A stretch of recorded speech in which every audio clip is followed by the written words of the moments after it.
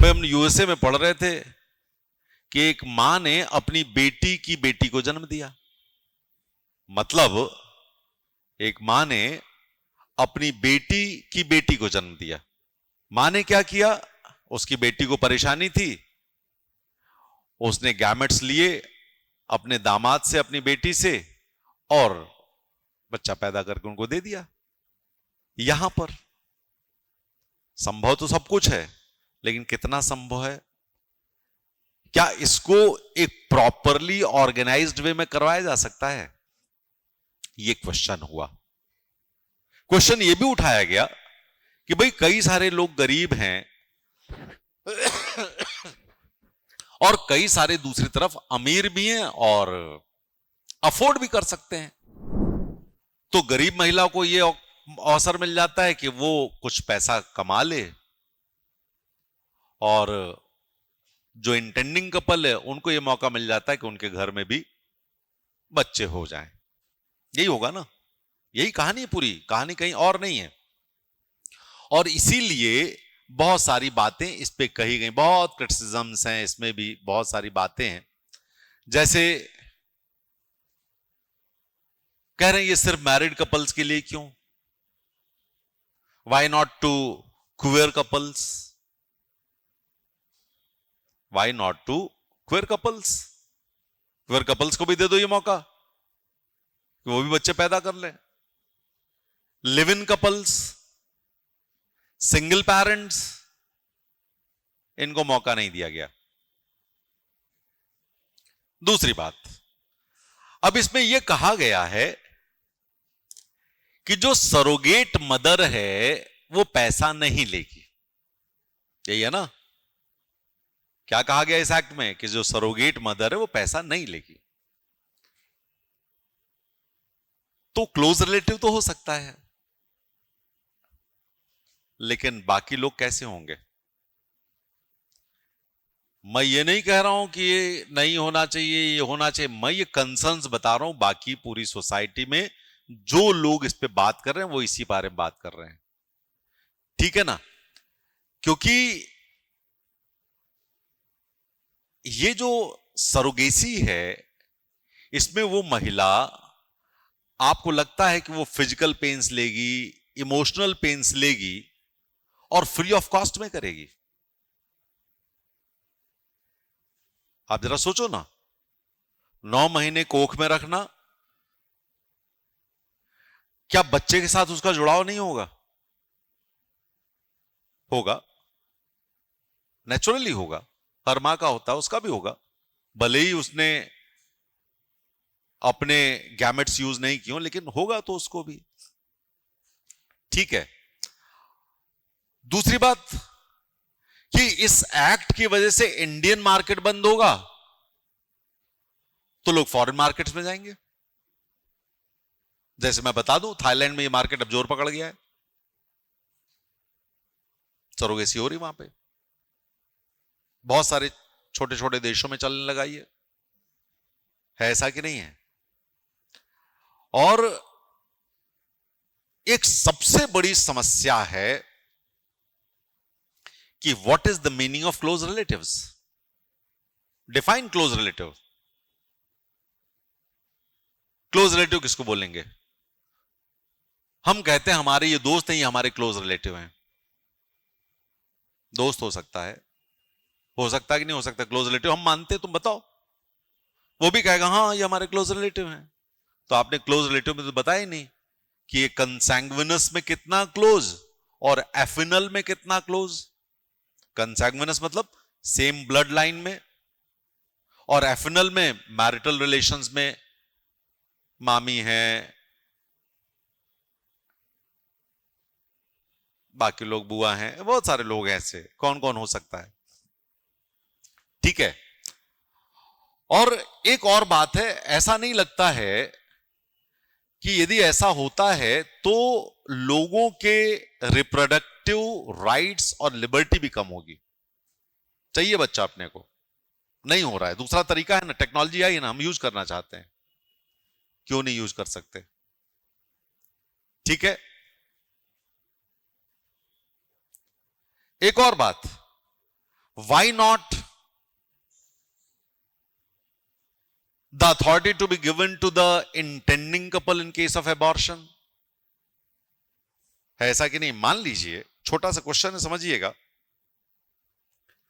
एक टेस्ट किया गया बिफोर इम्प्लांटेशन एम्ब्रायो का, और एम्ब्रायो को इम्प्लांट कर दिया गया।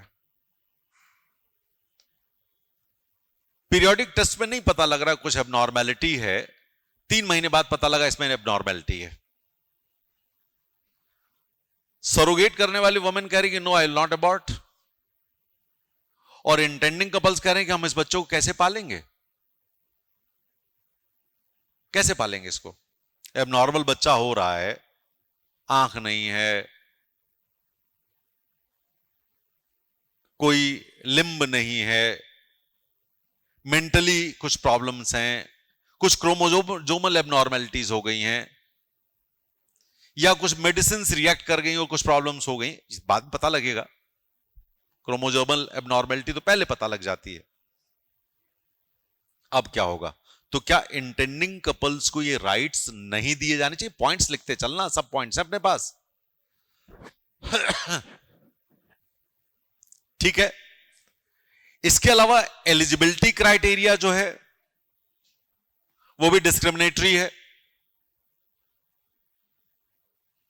वो भी डिस्क्रिमिनेटरी है। क्या होना चाहिए कि महिला के लिए जो सरोगेट वुमेन है उसके लिए एज क्या होनी चाहिए? वो एज होनी चाहिए जब तक वो पैदा कर सकती है तब वो पैदा कर दे। आर्टिकल 14 का वायलेशन हो रहा है, राइट टू इक्वालिटी का। और इसके अलावा आर्टिकल 21 का भी उल्लंघन हो रहा है, राइट टू लाइफ। अपनी जिंदगी अपने हिसाब चलाएगी ना वो, तो इट्स माई लाइफ। तो अब इसके अलावा मान लीजिए एक विडो वुमेन है, बच्चे नहीं है, अब वो चाहती है कि उसके बच्चे हो जाएं। ठीक है, तो वो तो अपना एग भी नहीं दे सकती अब।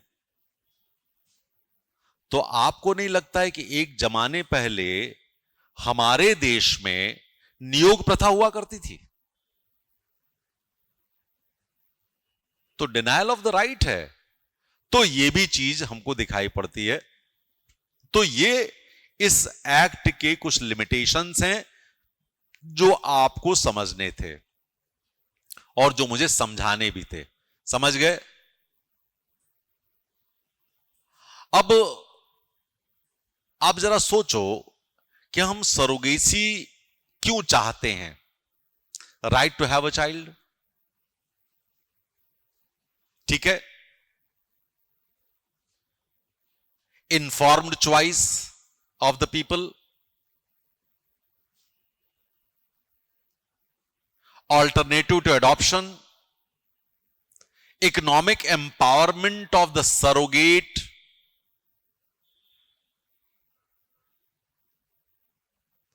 advanced medical researches to be continued in future too। आगे भी चल करके हो सकता है। जैसे अभी मैं पता नहीं कहां देख रहा था, आई डोंट नो, किसी ये व्हाट्सएप या यूनिवर्सिटी में ही था वो,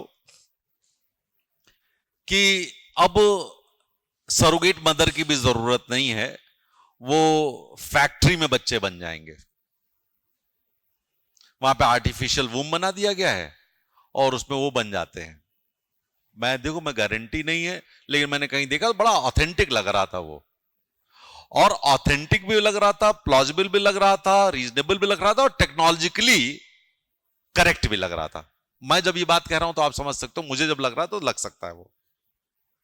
उसमें उन्होंने बताया कितने टेम्परेचर में रखा जाएगा, कैसे रखा जाएगा, उसमें क्या क्या होगा और किस तरह से उसका न्यूट्रिशन होगा, और वो बच्चे उसमें बन जाएंगे।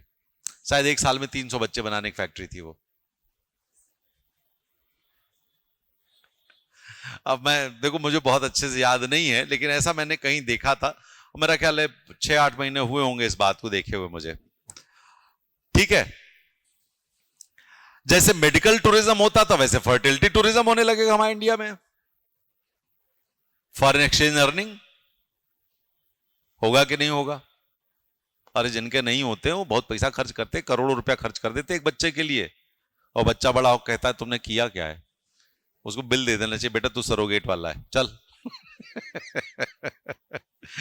हंस रहा हूं मैं, ठीक है, क्लियर।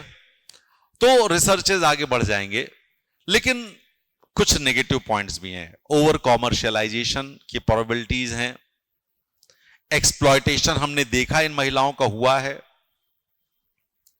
लीगल कॉम्प्लेक्सिटीज हैं, एथिकल कंसर्न्स हैं। लोग कहेंगे जब भगवान ने दे नहीं दिया तुम काय को हस्तक्षेप कर रहे हो अपनी जिंदगी में। एक जो सबसे बड़ी चीज मुझे दिखती है इस सरोगेसी की, वो बहुत इंपॉर्टेंट है। हमारे देश में बहुत सारे बच्चे ऐसे हैं जो ऑर्फनेजेस में पल रहे हैं। यदि उनका एडॉप्शन हो जाए तो कितनी अच्छी जिंदगी जिएंगे वो, है ऐसा कि नहीं है? ऐसा कि नहीं? तो यदि हम इसके एडवांटेज में कह रहे हैं कि भाई अपने राइट्स मिल रहे हैं, तो यहां पर उस बच्चे को भी तो परेशानी हो रही है। तो ये हमारा एथिकल कंसर्न है, ये बड़ी परेशानी है। एडॉप्शन कम हो जाएगा, जीरो भी हो सकता है आगे चल करके, ठीक है। ये कुछ परेशानियां हमने इसलिए आपको बताई क्योंकि ये भी चीजें हमको दिखाई पड़ रही हैं। दिख रही हैं कि नहीं दिख रही हैं?